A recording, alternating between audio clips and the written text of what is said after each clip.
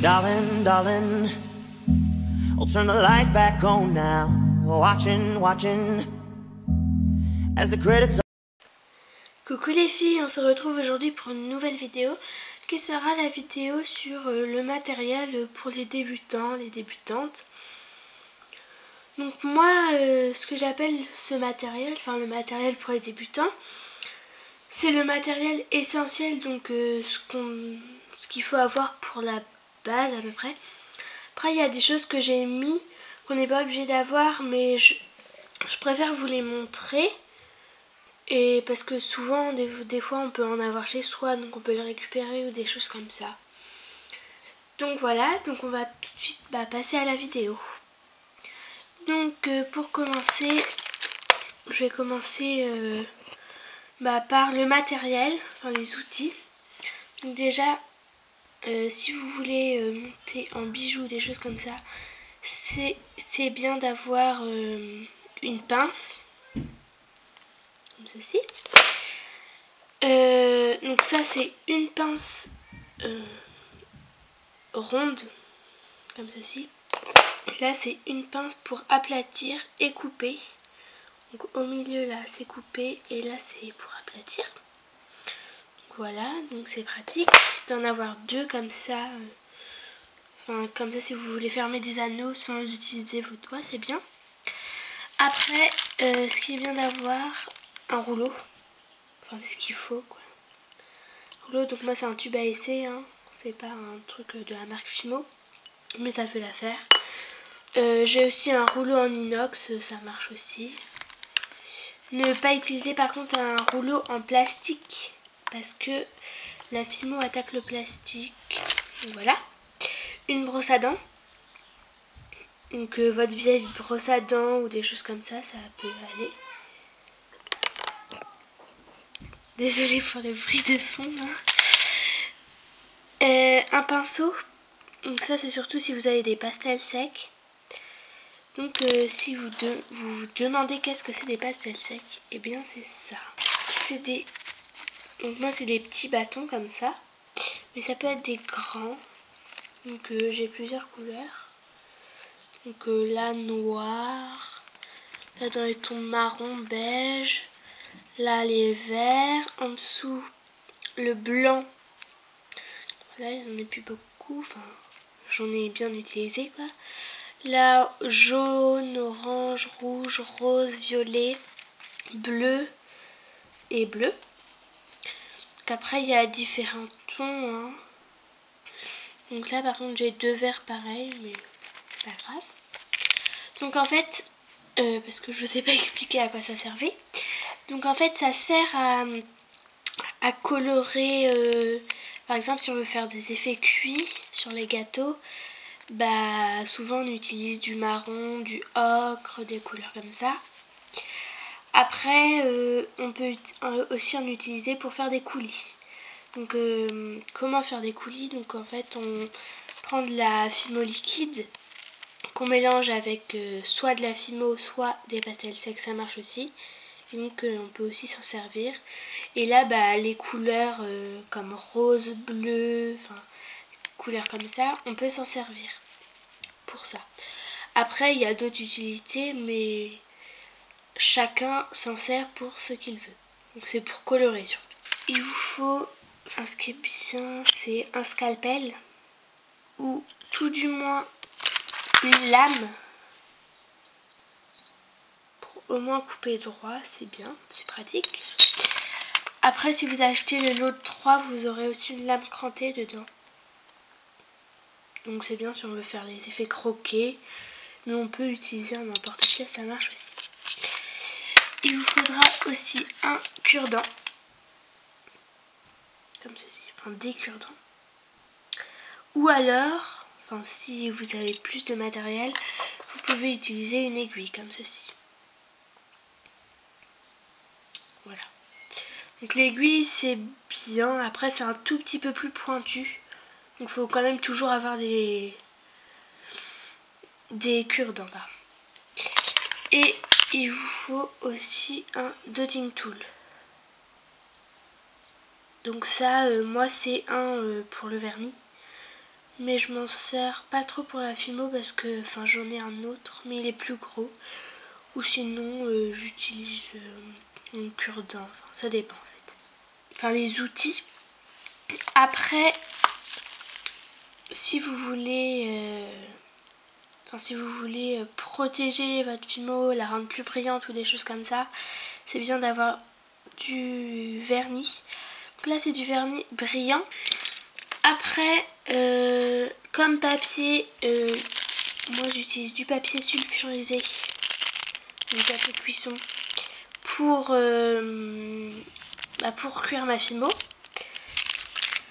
Du papier film, je l'utilise pour faire mes coques de macarons, des fois pour faire des cupcakes ou pour mettre dans des moules pour pas que ça colle.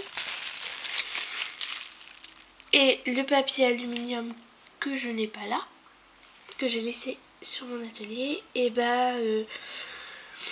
c'est bien d'en avoir pour texturer. On fait une petite boule de papier aluminium, on peut texturer. Ou sinon vous pouvez cuire aussi bien dessus, ça marche aussi, ça fait pareil en fait. Donc ça, on passe aux après. Donc là, il vous faut absolument des anneaux si vous voulez monter. Monter, je sais pas si tout le monde me comprend. Ça veut dire mettre sur un support. Alors monter en boucle d'oreille, monter en bague, en broche, je sais pas comme vous voulez. Donc les anneaux. Il existe différentes tailles, donc vous choisissez celle que vous voulez. Donc il vous faut aussi tige à œil, pardon, comme ceci. Si vous avez, c'est encore mieux, vous pouvez avoir des choses comme ça, des pitons. En fait c'est comme des petites vis, comme ceci, mais elles sont toutes petites.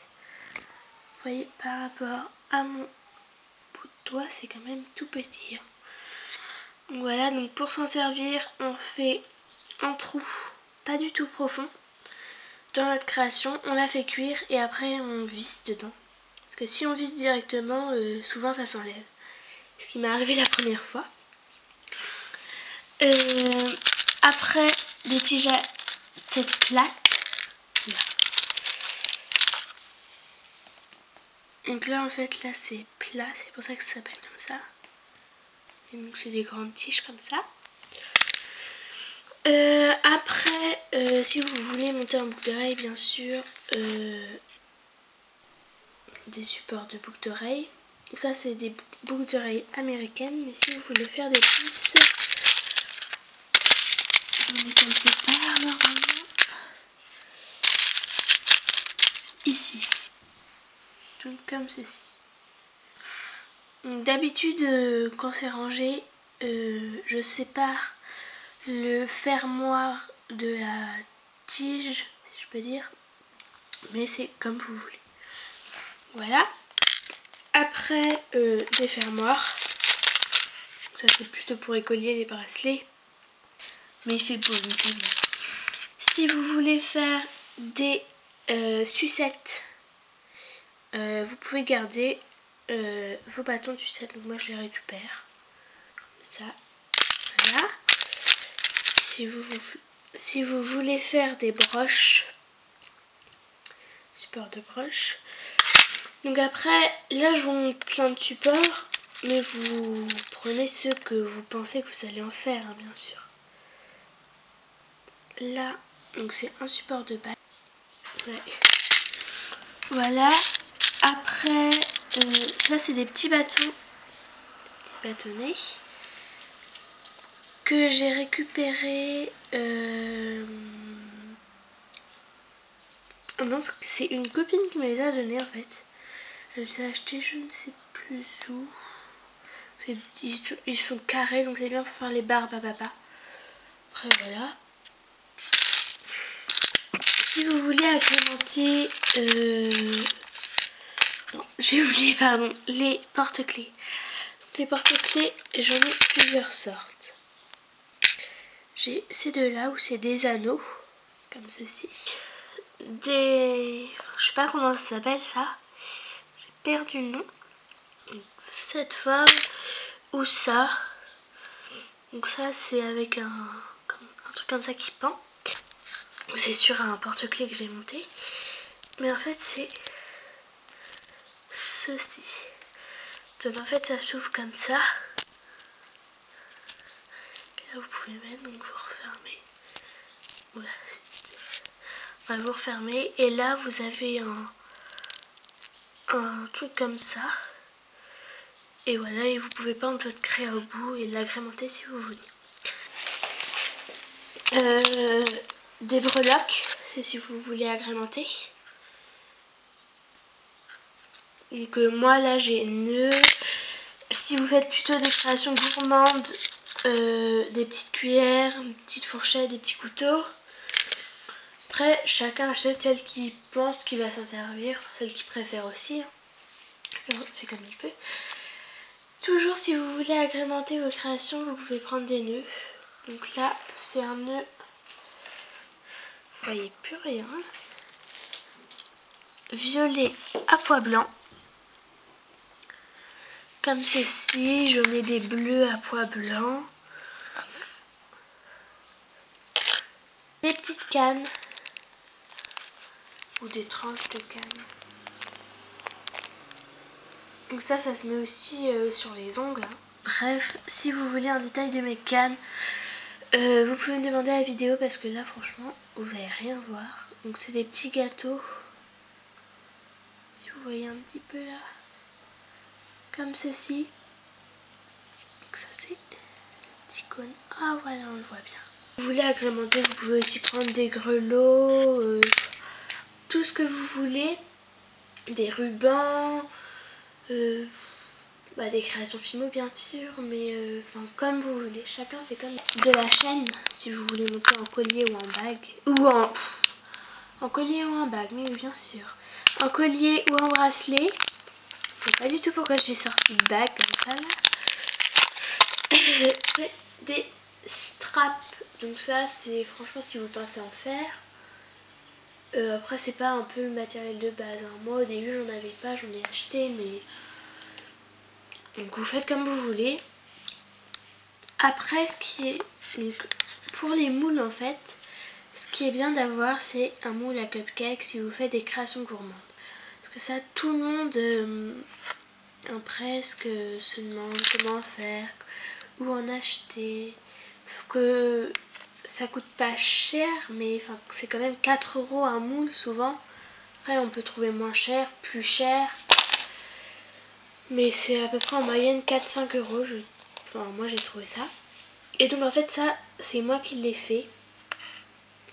Donc c'est un moule à cupcake. Donc il est quand même gros. Je fais plus des sautoirs ou des porte-clés avec. Parce que boucle d'oreille c'est 10 fois trop gros. Mais là je viens d'essayer quelque chose. C'est que je le coupe en deux. Et je le mets en boucle d'oreille. Et je trouve que ça rend bien. Voilà. Je peux pas vous montrer mais voilà. Take our final bow. Oh, it's our time to go. But at least we stole the show. At least we stole the show. At least we stole the show. At least we stole the show. At least we stole the show.